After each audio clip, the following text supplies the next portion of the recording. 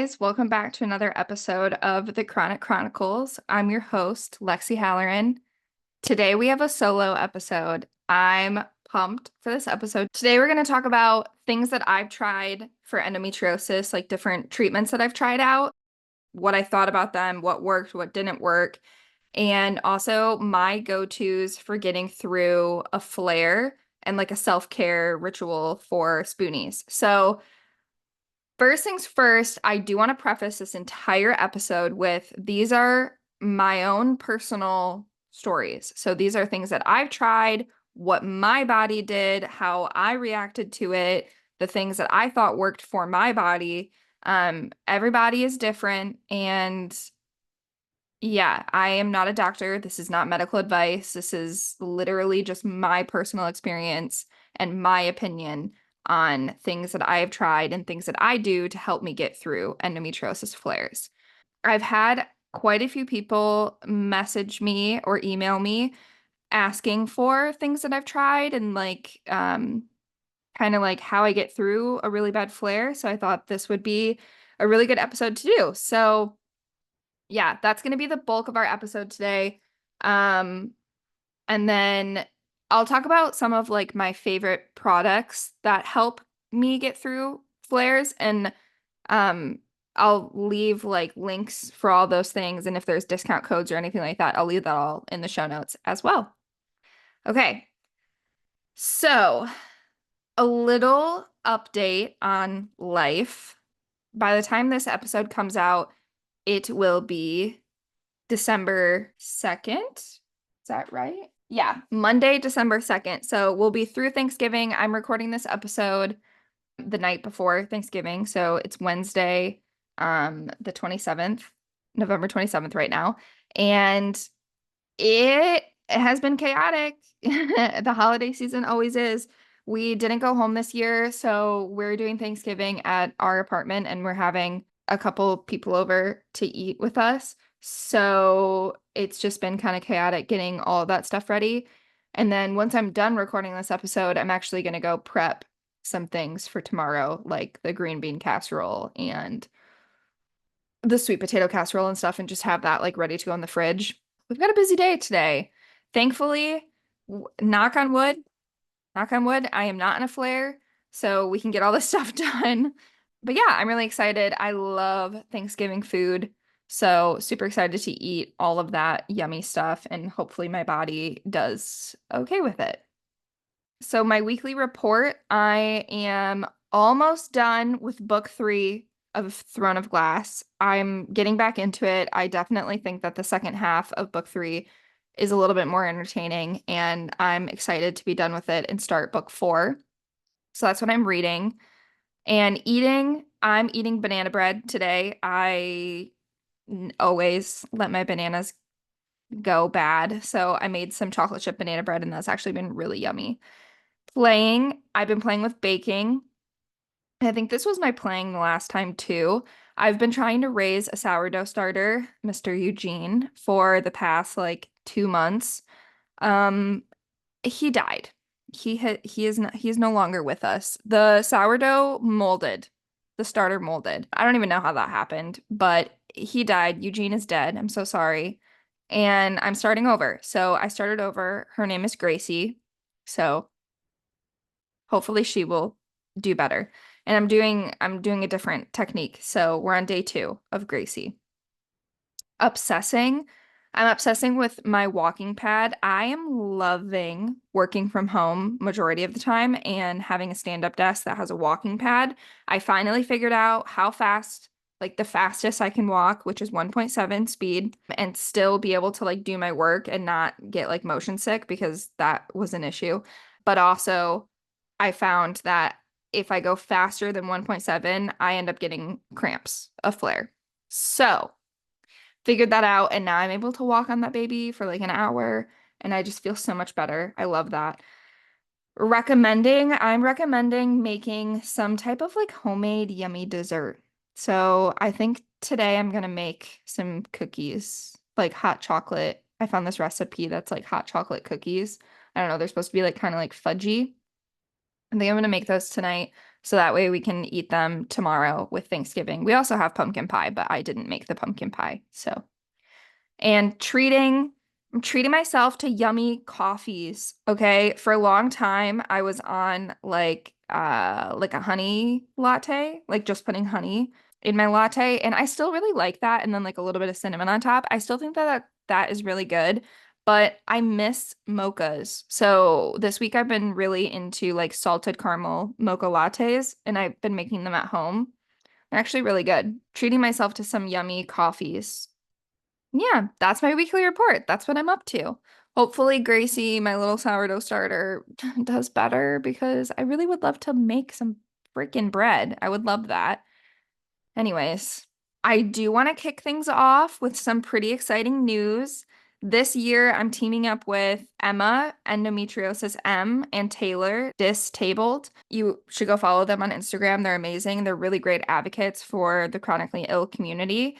And all three of us are teaming up to do 12 days of giveaways. So from December 1st to December 12th, we will have a giveaway every single day. We're collaborating with 12 different brands that are super close to our hearts. Every day will feature a different brand or product that all three of us use all the time. So I know this episode is coming out December 2nd, so we'll be on day 2 of the giveaways, but we have 12 days of giveaways, and we'll be hosting literally daily giveaways featuring some of our favorite brands and products. And, think items like cramp cream, heating pads, and things to make life easier when you're living with a chronic illness. Each giveaway is going to highlight products that really genuinely make a difference in our lives. Make sure that you're following me on Instagram. It's at Chronic Chronicles Pod so that you don't miss out on any of the information on the giveaways, how to enter in them. And yeah, they will be going December 1st until December 12th. We're super excited about them. Okay, to get right into the episode, we're going to talk about treatments that I have tried for my endometriosis. Endo can feel like navigating a never-ending maze, like with every turn is leading to some type of new treatment, a suggestion, experimenting with something new. And over the last 7 years that I've had my official diagnosis with endo, I've tried a very wide range of approaches to manage my symptoms. And some have been better than others. And today I'm going to walk you through my personal journey with I think all of the things that I've tried, the highs, the lows, and everything in between, I'm pretty sure I got all of them. So we'll see. Let's start with the most significant interventions and work our way through to like the smaller day-to-day tweaks I've made. So first up is surgery. For many of us with endo, surgery is both a diagnosis and a treatment tool. I underwent a laparoscopic ablation surgery in February 2018. This was when I received my formal diagnosis with endo. It was an exploratory diagnostic surgery. So the intention of this ablation laparoscopic exploratory surgery was to look around and see if they could find endometriosis. This surgery was not intended to relieve pain. In fact, my surgeon did not take out much of my endo. She told me, like, she was not specialized in that. She was an OBGYN. And she did tell me that this was to look around. It wasn't really to like treat or help your endo. It was just to see and diagnose. So the good with that is that she did remove a little bit of the endo tissue, but I she diagnosed me with stage 4 endo, and she told me that she was not comfortable removing a lot of it, so she burned off a little bit. I mean, the good is that she did help remove some visible lesions and provided a very small amount of relief from, like the constant sharp pelvic pain. And I mean, the biggest benefit was that I really like gained clarity and I got a diagnosis, and it was super validating to see, like what was causing majority of my symptoms, because although I did get diagnosed at a young age, like I was 20, I think 19, 20. Yeah, 20. Technically, I got diagnosed like pretty young for the endo community, but I had been having symptoms for since I was like 13, 14. So it was still a long time of going into doctor's offices, hospitals, and like feeling like I was crazy because I was on the ground crawling around in pain. So the really big benefit of this surgery for me, for my case, was feeling validated that I had a diagnosis and like something actually was causing my pain. The challenges with this is that surgery is not necessarily a cure, and my pain honestly like never really went away. I think after I finally recovered from the surgery, I did have some relief from the symptoms, but within 6 months it was back, and um, I was in about the same amount of pain that I had been in before. And I also came out with a hydrocodone prescription that was refillable, which can be a scare. Thank the Lord. I do not have an addictive personality, and I don't like the way that those types of drugs make me feel. They also cause like pretty bad constipation, by the way. But I mean, in dire situations when it was either I would take a hydrocodone or I would go to the ER, which they would do the exact same thing. At least I had that, but I don't have that prescription anymore because I just didn't feel comfortable like having that. I came out of the surgery with that prescription that I just had that I could refill. And the recovery was also pretty hard for me. It's a process that requires a lot of patience and honestly, a really strong post-op care plan, which I just did not have. My surgeon basically was like, you should be good to go in like 3 or 4 days, which was not the case for me. And I was so young that I just like didn't know some things. Like, for example, you should really eat a lot of protein post-surgery so that you can rebuild things. I didn't know that. So yeah. Anyways, recovery from surgery is not easy and it definitely requires a good care plan and support and people to help you through that. So I am a firm believer that surgery is is effective and it is helpful, but I feel like it's the most effective when it's paired with another like holistic approach, which kind of brings me to my next treatment. Pelvic floor physical therapy can be super helpful, and honestly, like I didn't even realize how much tension I was holding in my pelvic area until I started therapy. Full transparency, I didn't even know what pelvic floor physical therapy was when I started it. I think I started this like 6 months post surgery. So like 6 months post diagnosis for endo. And I went into my first appointment and I literally had no idea what to expect at all. And keep in mind, I'm like 20 and I just had no idea what to expect. I had done physical therapy before for my knee, which did not involve me taking my pants off. So it was a little bit jarring to me when I went in and my PT was like, okay, so we're going to do internal manipulation. And I was like, you're going to do what? Huh? I do. That being said, I don't think that I was in the mindset to do pelvic floor physical therapy and like allow it to work and like do the homework that's like kind of needed with PT. I did it for probably 3 months, and in my experience, I had a lot of cramping post appointments, which made it really difficult for me to like want to go back. I think that in retrospect, I should have given it longer than 3 months, and I have considered going back and trying again because I think I'm just, like I know what it is now. I know what the potential benefits are. I know how to speak up for myself at this point. And nothing to the PT, she was amazing. Like she would tell me, like if this is uncomfortable, if this hurts, you got to let me know. But I just didn't because I don't think I knew how to like advocate for myself back then. Um, so yeah, I've definitely thought about going back to PT now because I know more and I know more about my body. And I know, maybe I have my PT appointments in the afternoon, so then I don't have to do things after it. Whereas when I was going to PT, it was in the morning and then I had to go to class after and I was cramping and just ways to set yourself up for success. I do think that it can be very helpful. And I think what would be really nice is if you have a session with your PT first and just kind of like don't do anything. You just have a session explaining like what pelvic floor physical therapy is, how it's done, and like kind of what the benefits are and what this journey is going to entail, right? I think that that would be really helpful. So what it involved for me was sessions that included both internal and external manual therapy, and this was kind of like biofeedback to train pelvic floor muscles and exercises to relax your pelvic floor. And the benefits are this can help relieve chronic pelvic pain, strengthen your pelvic floor, and make activities like sitting, standing, running, walking, painful urination, painful sex, all of these things better. I mean, lessons learned, I think it's important to find a therapist who is experienced with endo.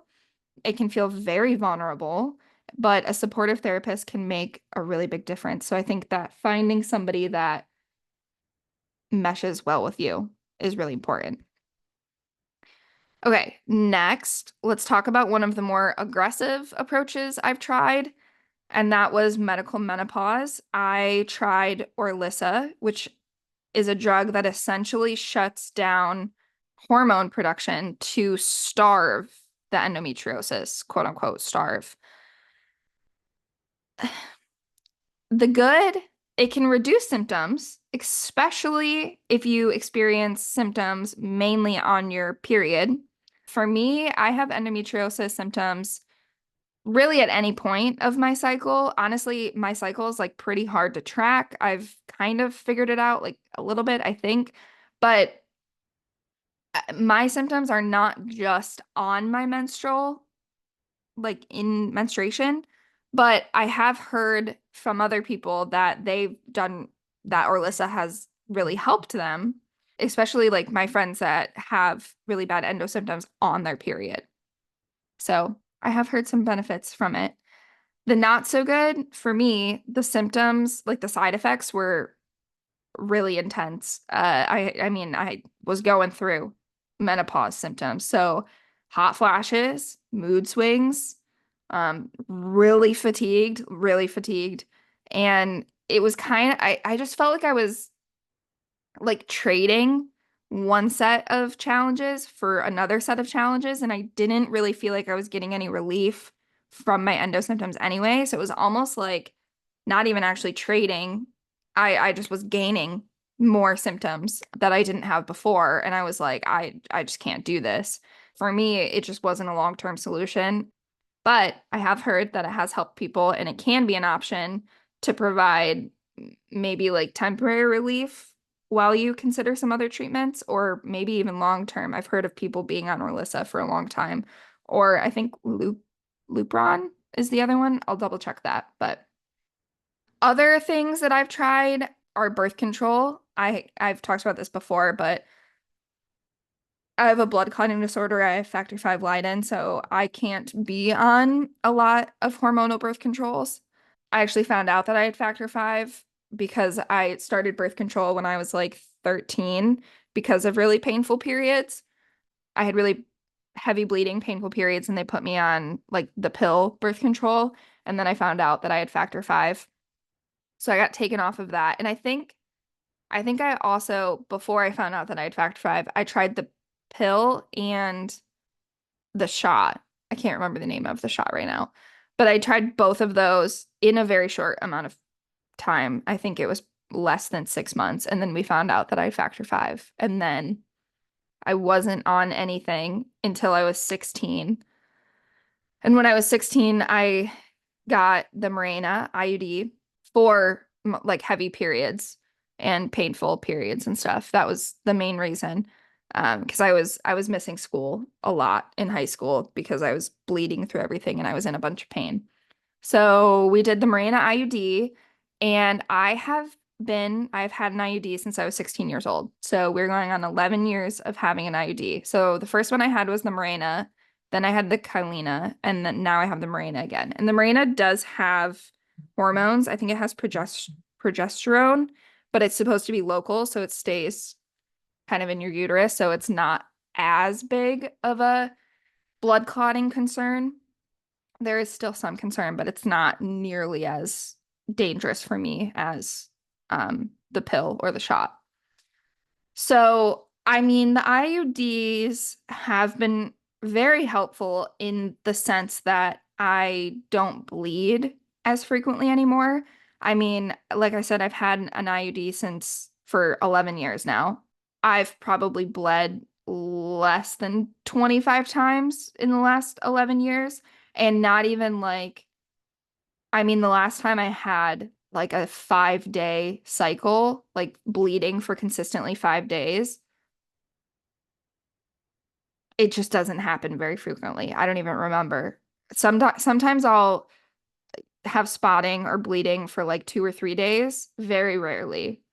What happens more commonly is that I have like one day of like spotting or bleeding every couple of months.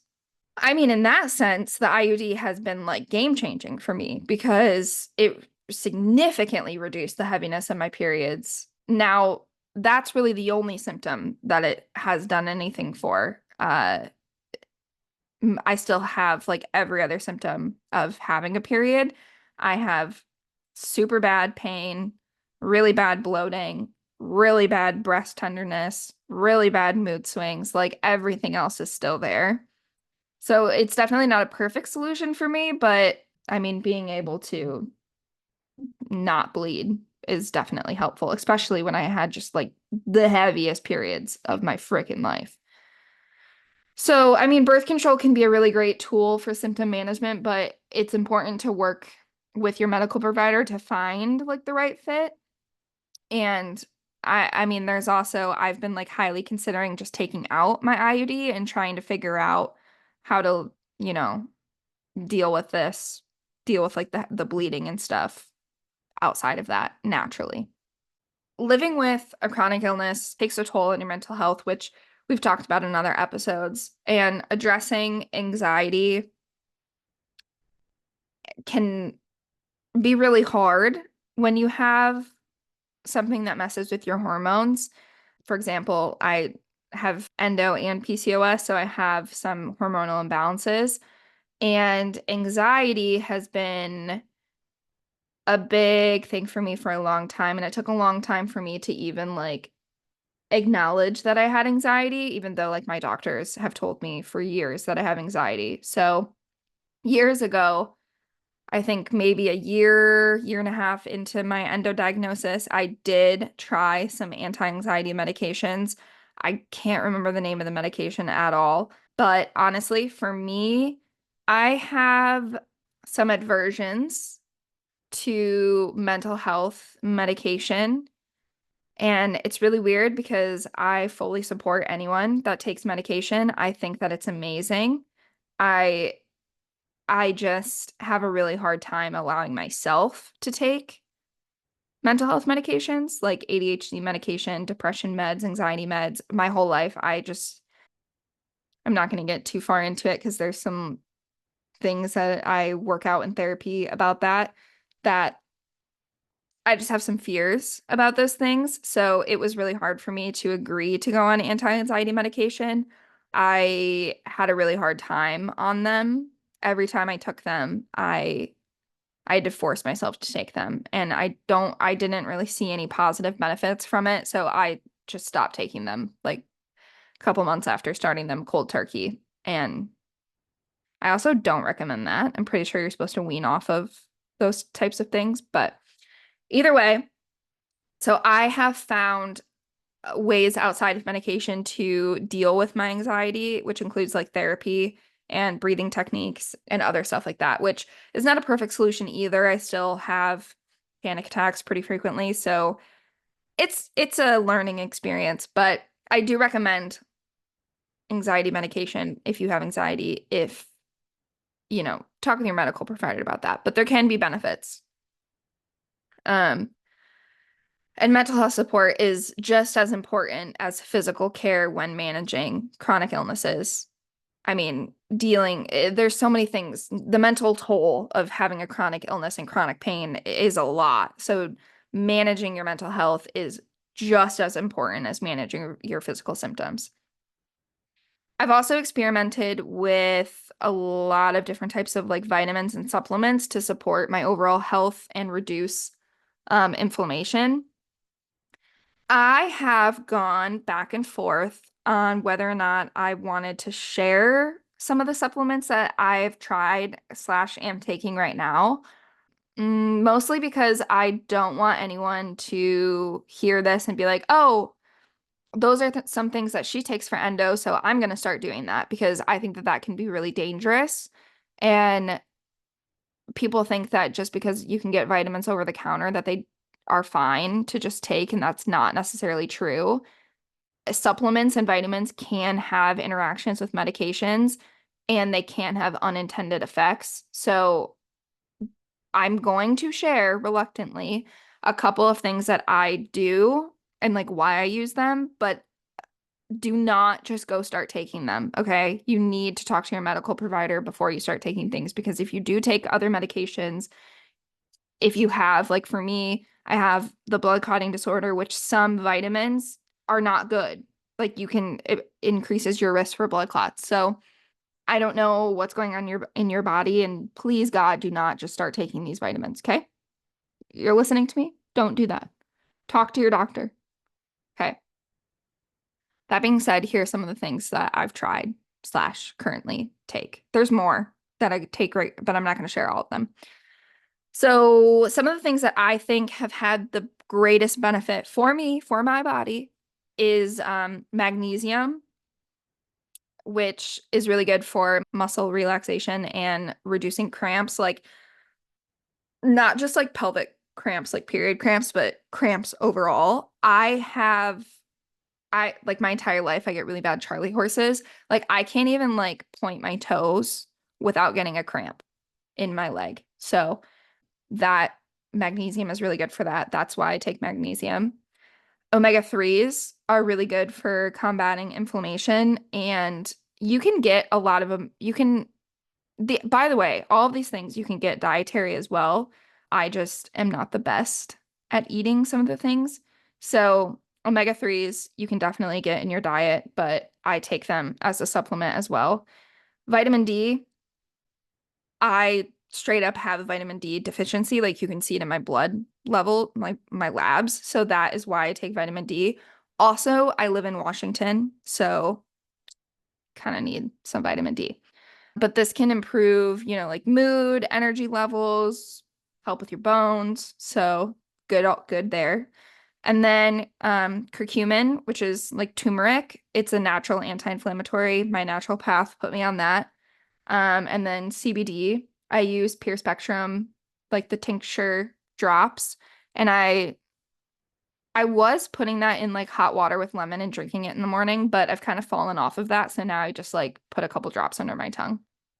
And that's kind of a recent addition. I've started doing that in the past couple of months, but I have helped that it does help me kind of with my anxiety a little bit and with in turn with like relaxing and a little bit of pain relief, especially during flare-ups. So those are the supplements and vitamins that I will talk to you and share with you. But again, please consult your doctor before you start any other medications.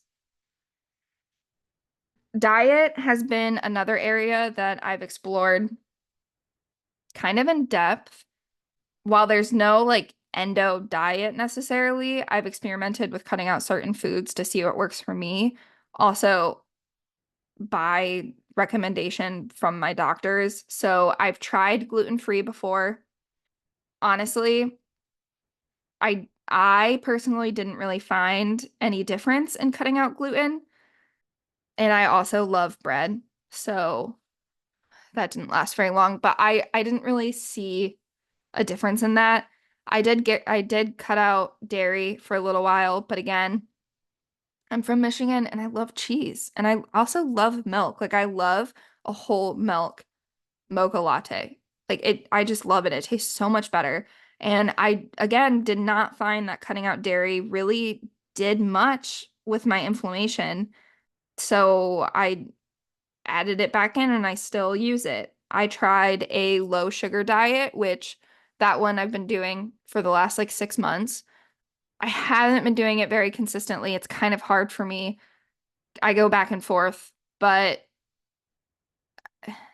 there I did I've noticed a little bit less sugar does result in fewer energy crashes. I've always been very sensitive to sugar, like as a child. I mean, God forbid you give me Mountain Dew or something, and I am like a fucking nightmare. I'm jumping off the wall, and then 20 minutes later, crying my eyes out. Like I have like literal like reactions. So I've always been really sensitive to sugar. And I do get pretty bad energy crashes and pretty bad like hangry blood sugar spikes, like stuff like that. So I have found that reducing sugar has definitely helped me. It's very hard for me to stick to it though, because I also love sugar. So trying to balance that and then also adding in protein. Like instead of going for like a sugary snack, going for more like a protein dense snack, like natural proteins, like cheese and a meat stick. And I found that that has helped my sugar crashes a little bit. Dietary changes can be very hard, like very, very hard, and they can feel really restrictive. I mean, meal prep can kind of help with that, but that's a really hard thing. That's something that I've struggled with this entire time. So, yeah, I don't know. I've also been wanting to go really full force into an anti-inflammatory diet, but that is also really, really hard. It takes so much planning and is not easy. It is very difficult. So hopefully someday I will be able to do that. I feel like I've been saying that for months, but I really want to try. And then exercise has been, oh man, a love-hate relationship. On good days, movements like yoga, Pilates, gentle walks have been really helpful in reducing pain and stiffness. I feel like as I've been getting older, my body just feels so stiff. Like if I'm sitting for a couple hours, I'm like in pain. So my walking pad has been really nice because then I can just do like a very slow walk and then I just feel better. Now, that being said, I do try to do that every day, but it's so hard some days. If I'm in like really bad pain, there's no way that I'm, you know, doing Pilates or anything like that. So, if I'm in a lot of pain, if I can just get myself to walk around the house for like 5 minutes or go outside for like 5 minutes, that is enough for me. I mean, we all know this, but exercise releases endorphins, which are natural painkillers, and it also really, really helps with circulation and reducing inflammation. We need to keep our blood flow moving to keep everything going and reduce inflammation, which is a big part of endo. So that is why it works. But like I said, like on flare days, even stretching feels impossible. So I just try to remind myself that any type of movement is helpful and rest is also just as important. Some other things that I've considered are acupuncture, going to the chiropractor, excision surgery, and anti-inflammatory diets. Those are all things that and going back to pelvic floor physical therapy. Those are all things that I am looking into and like actively wanting to try.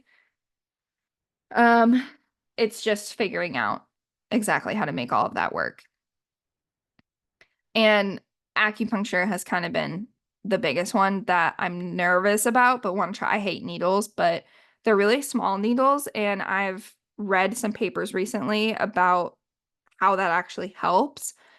I've heard really wonderful things about it and how it can help regulate pain and balance energy levels, and it's definitely on my list for future treatments. But overall, endo treatments is really just about finding what works for you, and what helps one person might not help another, and that's totally okay. It's all about trial and error and just being like really gentle with yourself throughout the process.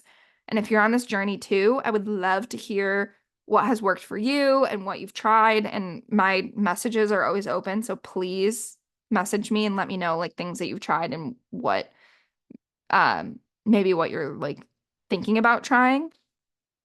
I would love to know. All right. Next, we're going to talk about my go-tos for getting through a flare. If you've ever experienced an endometriosis flare, you know it can feel like literally like an unrelenting storm. And over the years, I've kind of pieced together a routine and a collection of products that help me get through, survive those days when the pain and the discomfort really just like take over. And this doesn't have to be like necessarily for just endo flares. I think it could probably work for a lot of different chronic illnesses. And, like flares are never easy, but sometimes these tools can help me find just a little bit relief and maybe a little bit of peace, maybe a little bit, maybe enough relief that I can actually like sleep. That would be really helpful. I'm not saying that any of these things like completely take away the pain because I just don't think that that is possible, but they might take it from a 14 to a 12 or a 10, or maybe from a 12 to an 8 and make it so that I don't go to the emergency room, or maybe make it so that I can fall asleep for a little while if I'm, having some pain insomnia. So let me take you through my flare day routine. Step one, I kind of wrote out like a step list of what I do. So step one, I assess and I adjust my day. So the first thing I do when a flare hits is I kind of pause and reassess like what's going on. So I ask myself, okay, what's realistic for today? If this happens and I wake up in the morning, then I'm like, okay, what can I switch with my day? If this is like middle of the day or something, I just stop and I'm like, okay, what's realistic for the rest of the day? Do I need to cancel plans? Do I need to clear my schedule? Do I need to move things to later in the day? Whatever. I remind myself that rest is really productive. And then I try to implement my go-to strategies. So step two, I set up a comfort zone. I try to create like a little cozy, supportive environment, and then I grab my essentials. So I also have, for people that are watching, this is my chronic pain bin. So I grabbed this baby, and depending how bad my flare is, let's say that we're like having like a real bad flare. Okay. So if that's the case, then I would probably clear my schedule for the day if possible. And I would create my cozy space, probably in my bed, maybe my couch, but probably my bed.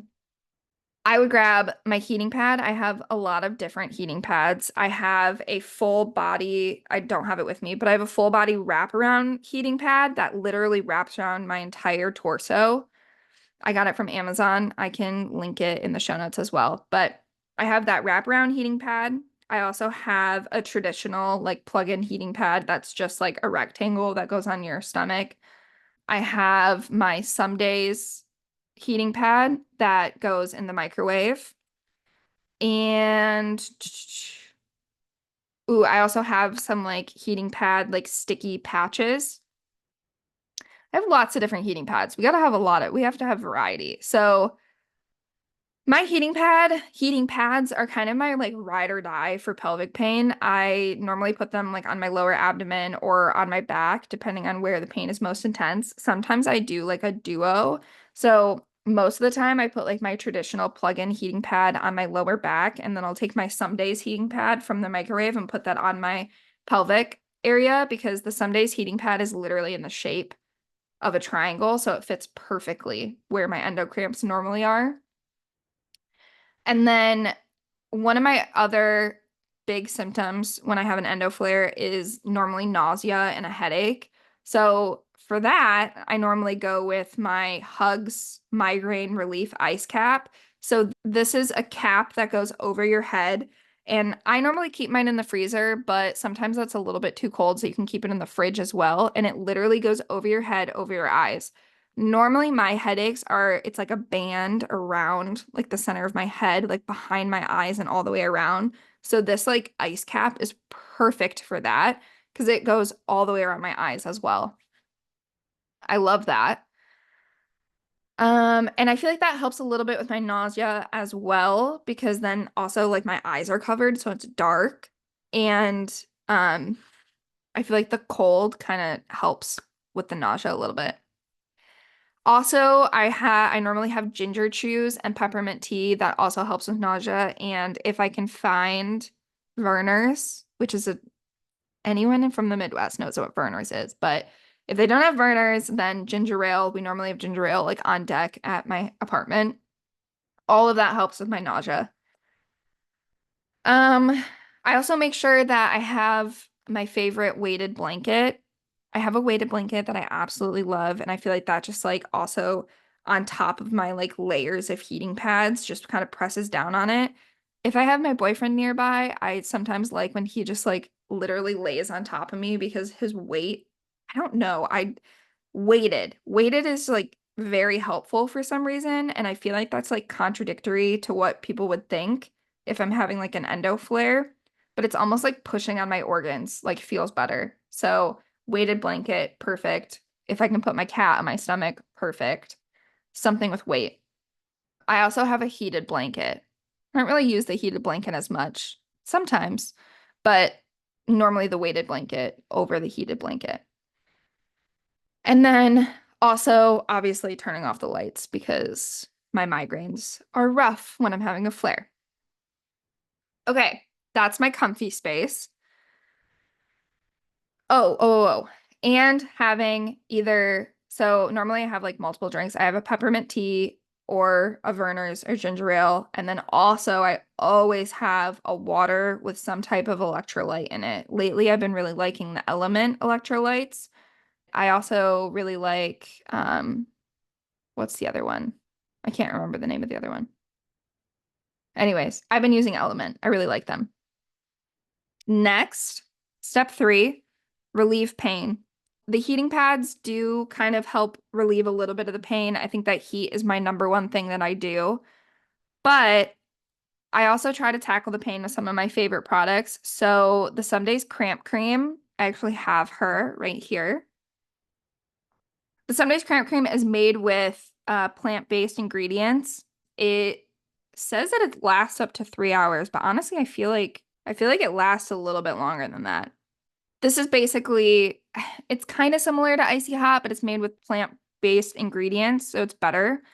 But I mean, this is like probably my number one go-to cream that I use.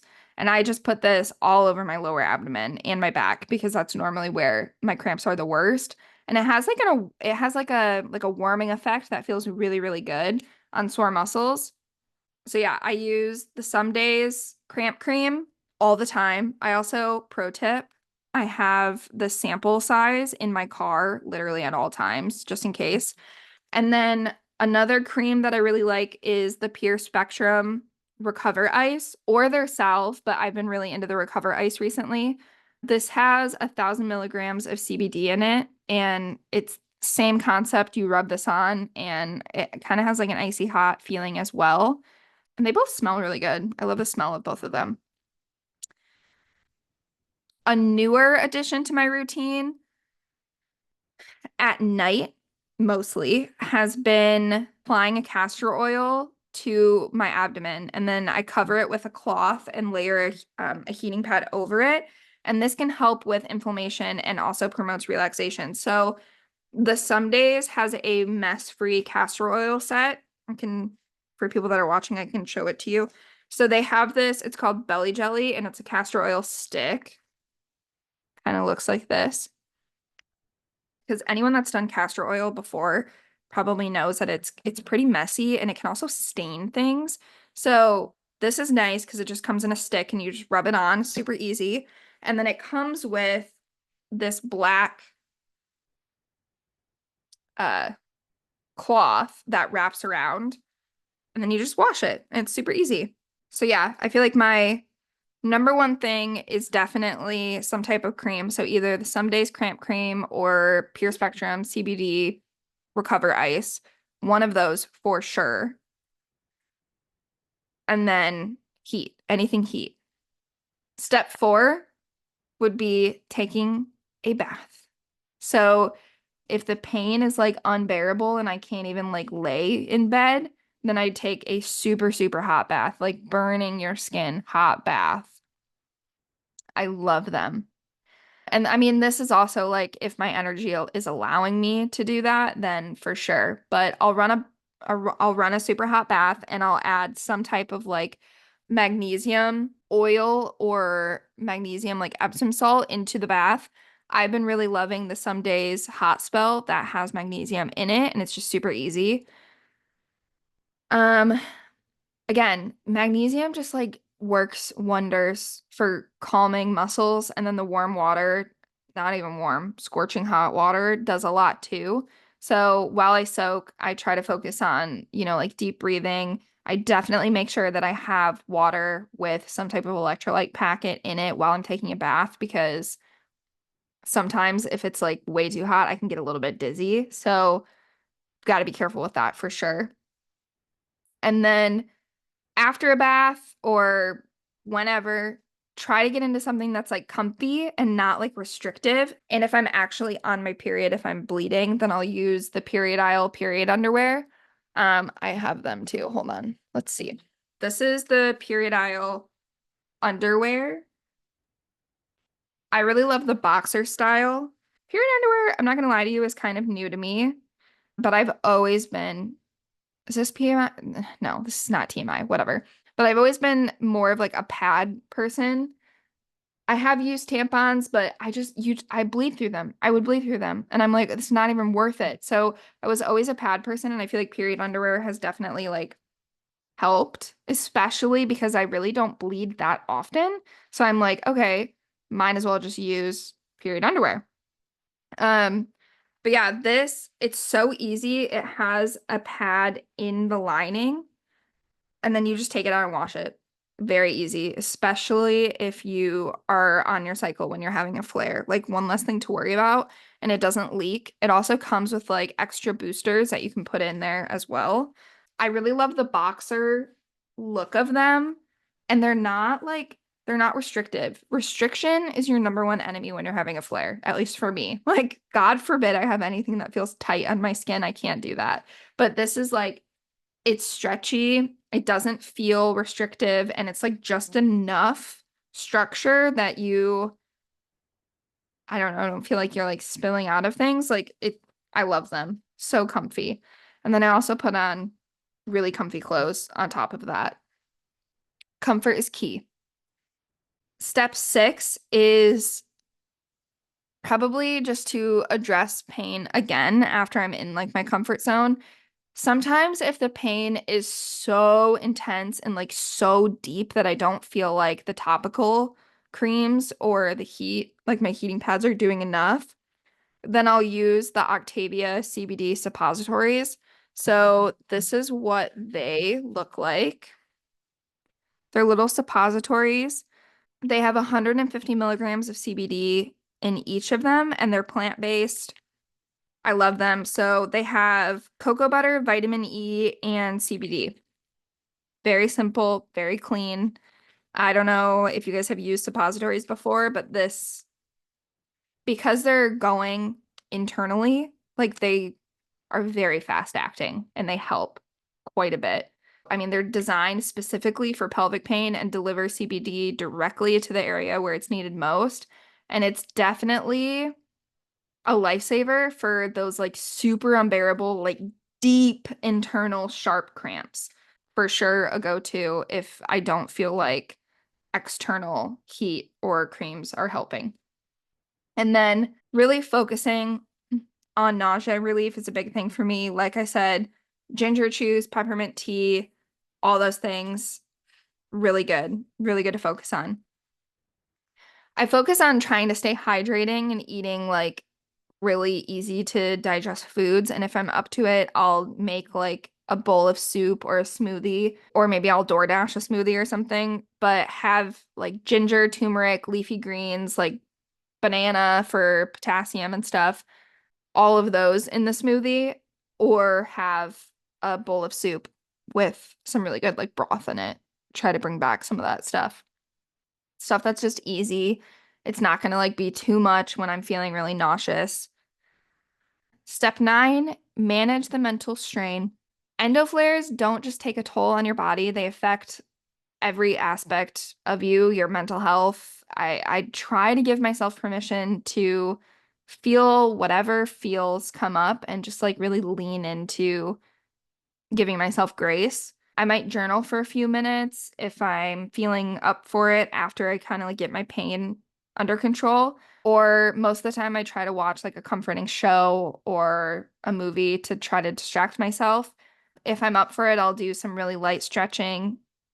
Honestly, most of the time, I do some stretching like in bed to try to like relieve some of the cramping and stuff. And it's literally just while I'm like sitting or laying in bed in my like comfort cocoon. And I mean, the most important part of my flare day routine is really just rest. And I try to remind myself that my body is seriously fighting a battle that like I cannot see and it deserves care and gentleness. And whether I'm curled up on the couch or I'm in my bed trying to nap, I let myself take the time that I need and I let my body take the time that it's telling me that it needs. Everyone's flare day routine looks different, and that's totally okay. That's normal. These things that work for me, these are things that work for me, but I encourage you to experiment and find what brings you comfort and relief. And remember that managing an endo flare isn't about like fixing it necessarily. It's kind of just about easing some of the pain and remembering to take care of yourself in the process. I think that's the end of today's episode. I really hope that you guys found some benefit out of today's content. And yeah, anybody that has tried some things that maybe I didn't list, please reach out to me. I can like put something on my story too. Yeah, maybe when the episode comes out, I'll put like a question box on my Instagram story and ask what other treatments people have tried, and then I'll share the results because I definitely am looking at other things to try for some relief. And yeah, and then all the products that I listed, I will link them in the show notes, and if I have discount codes to any of them, I will also list those in the show notes so that way you guys can save a little bit of money if you want to try any of that stuff. Ooh, also be sure that you're on the lookout for all the giveaways because there are about to be so many, and I'm so excited for the holiday season, bringing it in with all of you guys. Thank you so much for listening. I love you guys so much, and this is like my favorite part of life right now is being able to talk to all of you and connect, and it's just so much fun. Thank you so much for listening and happy Thanksgiving if you celebrate and happy holidays otherwise. And I will talk to you next Monday. Bye.